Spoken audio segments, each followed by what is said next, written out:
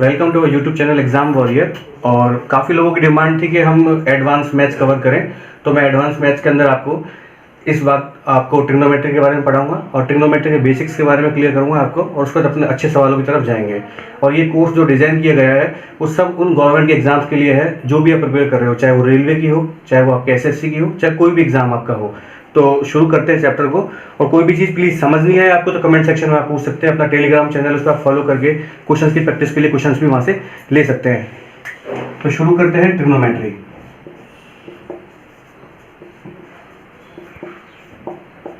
Trigonometry के अंदर अपन देखते हैं ट्रिग्नोमेट्री बना कैसे है।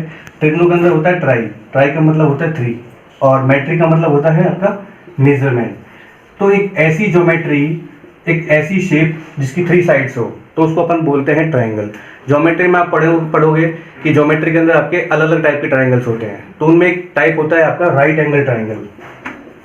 राइट एंगल ट्रायंगल, तो राइट एंगल ट्रायंगल जो है उसकी एक खास प्रॉपर्टी होती है, और पूरी ट्रिग्नोमेट्री राइट एंगल ट्रायंगल के ऊपर ही डिपेंडेंट है आपकी। इसके अलावा कोई भी ट्रायंगल ट्रिग्नोमेट्री में कंसीडर नहीं होता है भाई।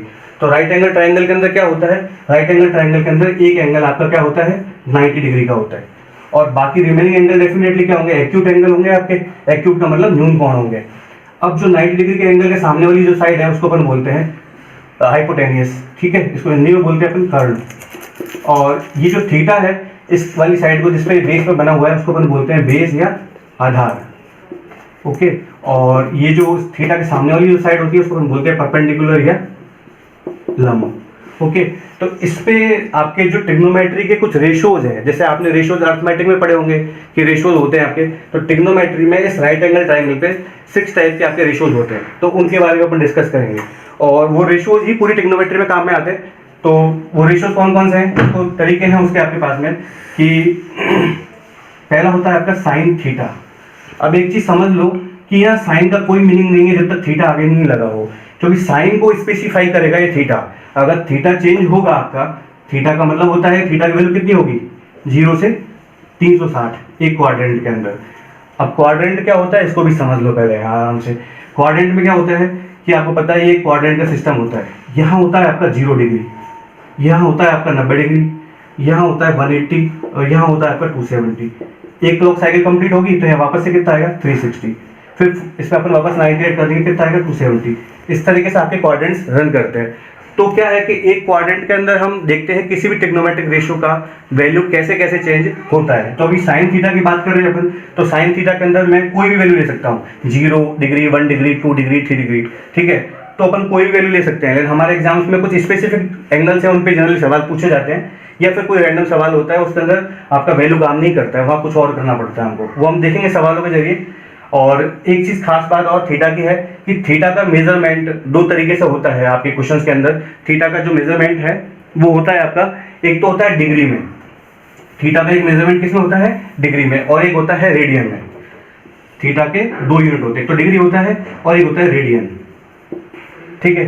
तो डिग्री और रेडियन का रेशो भी रिलेशन अपने को समझ लेना चाहिए कि क्या होता है। तो डिग्री और रेडियन में ये फर्क होता है कि जैसे एक साइकिल आप कंप्लीट करते हो, तो डिग्री कितना कंप्लीट करोगे, अगर सपोज यहाँ से चलना शुरू किया वापस यहीं आ गया, तो कितना डिग्री एंगल कवर किया आपने, 360 डिग्री एंगल कवर किया। और इसी को ही रेडियन की भाषा में हम बोलते हैं 2 पाई। अपन ने जब सर्कल को पढ़ा होगा ज्योमेट्री के अंदर, तो पता होगा कि सर्कल के अंदर ज्योमेट्री में क्या होता है आपका 2 पाई आर परिधि होती है। तो वहां पे अगर रेडियस को अपन 1 मान ले तो क्या होगी, इसकी परिधि 2 पाई होगी। तो अपन रेडियन में बोल सकते हैं कि 2 पाई होगा, और डिग्री में होगा 360। ये एक रिलेशन है, इसको आपको फॉलो करना है। जनरली सवाल के अंदर जो एंगल दिया जाता है वो आपको डिग्री में दिया जाता है, तो आपको पूरी कैलकुलेशन डिग्री में करनी होती है। अगर सवाल में रेडियन में दिया हुआ है, जहां भी पाई दिखे इसका मतलब समझ लेना है अपने को कि अपना एंगल किसमें चल रहा है, रेडियन में चल रहा है। तो अपन रेडियन पे सारा काम करेंगे, ठीक है। यहाँ तक की बात क्लियर हो गई आप लोगों को। अब अपन शुरू करते हैं ट्रिग्नोमेट्रिक रेशियोज को। तो ट्रिग्नोमेट्रिक रेशियोज को बनाने के लिए अपन क्या करते हैं कि एक तरीका होता है साइन थीटा, और इसका रिवर्स होता है कॉसेक थीटा। कॉसेक थीटा ऐसे ही होता है कॉस थीटा, और इसका रिवर्स क्या होता है आपका सेक थीटा। एक होता है आपका टेन थीटा, और इसका रिवर्स क्या होता है, कॉट थीटा। ये किस तरह से फॉर्म हुए हैं ये अपने सिलेबस का विषय नहीं है, अपना सब्जेक्ट है कि इनको कैसे डील करना है सवाल के अंदर, वो अपने लिए इंपॉर्टेंट है। तो एक फॉर्मेट है, अपन बोलते हैं इसको कि हिंदी में बोलते हैं लाल बटे कक्का, के ए। ओके।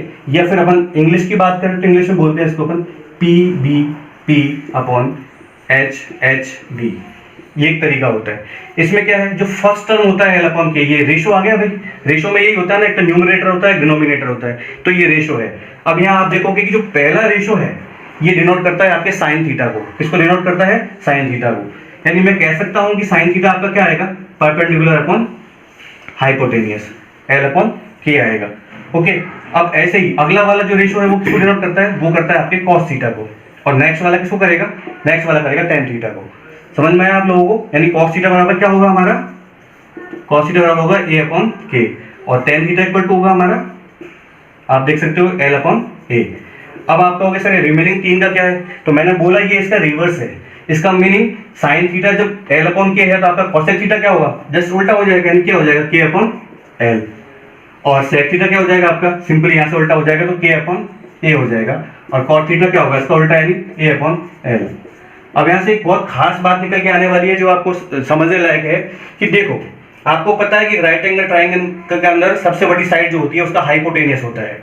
अगर हाइपोटेनियस सबसे बड़ी साइड है आपकी, तो आप देखो कि जब मैंने लिखा है रेशो आपके सामने L/K, बड़ा अगर बड़ा जो आपका नंबर है वो नीचे लिखा हुआ है, इसका मतलब साइन थीटा की वैल्यू हमेशा क्या होगी? 1 से छोटी।